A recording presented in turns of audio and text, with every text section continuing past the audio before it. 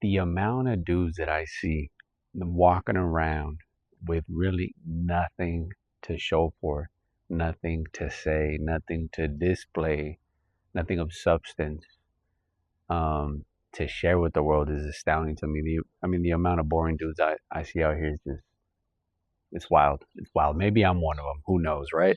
But anyhow, I was at Staples and my boy Sebastian. The reason I even know his name is, once I tell you the story, it'll make more sense. But I'm at Staples. I'm buying some boards and walking to the cashier, and this guy's in front of me, and he's walking gingerly, very slow. And right away, he was getting on my nerves, and I kind of wanted to cut in front of him, but I didn't want to be rude, and I was like, whatever. I mean, what's the big deal? I'm glad I didn't, right? Because then as soon as I get behind him in the cash register, serendipitously, he runs into someone that he obviously knew, and this girl was like super jovial and jubilant and happy to see him. And she was like, "Oh my God, Sebastian, it's you." And she's like saying all these things. And then Sebastian, being a mute, didn't say a word. Or if he did say something, it was a whimper, it was a whisper. I couldn't hear it. It was inaudible. And she's still trying to converse with him as she's getting her stuff rung up and he's right behind her and she's saying things and Buddy's just not responding. And I think to myself, like, man, like a dude like Sebastian is just down and out, feeble, nimble, decrepit, slow, no life, no juice, no gusto. And it was frightening to see a young guy act like that, operate in that fashion, because it's not like I'm asking him to go out there and, dazzle, be dazzled, right? All he had to really do was just respond. And he just didn't have the wherewithal to be able to even have a small conversation with a girl that he already knew. It seemed like he already knew her. And that was fascinating to me. And it just kind of brought into motion what all the data is suggesting, that Gen Zers are just down and out when it comes to like social situations, and in particular with the opposite sex, and even more so with women that they're attracted to. I mean, they just cannot operate. But nevertheless, I mean, there's certain archetypes to these boring guys, and one of them, ironically, is the dude that coasts off their good looks.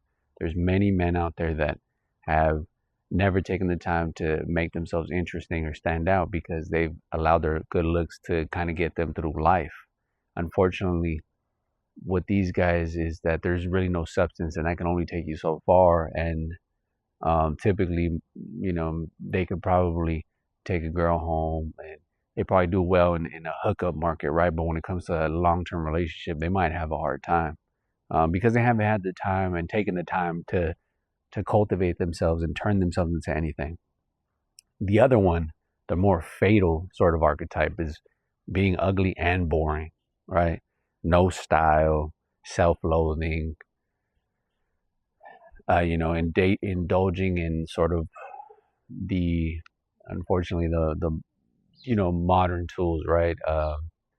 Pixelated images of women, right? Of bodies, weed, drinking to kind of numb themselves and, for them not to think about how terrible their life is, unfortunately. And and I see these dudes and I think to myself, like, man, like these guys have just decided that they're just gonna play it safe.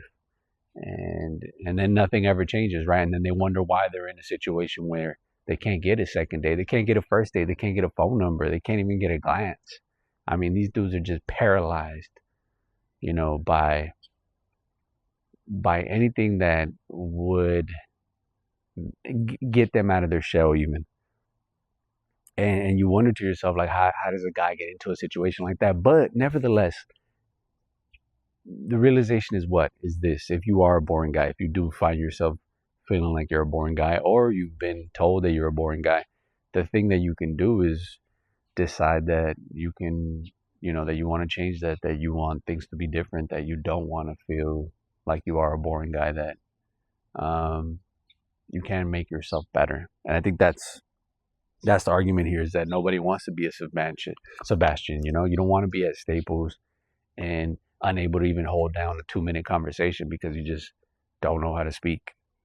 But I'll tell you what, though, you can become more of what you already are, which is you engage and indulge in all the things that interest you. And if you don't have any interest, then you're in big trouble, buddy.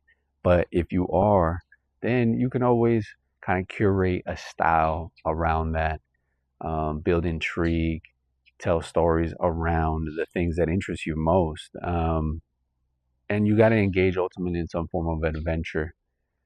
Because if you're just lounging around and kind of engaging in sort of weapons of mass distraction, you're going to be in big trouble, because when you do interface in the world, like our buddy Sebastian, I mean, you're doomed for failure because you just don't have practice. You don't have the ability to communicate effectively, and that's troubling.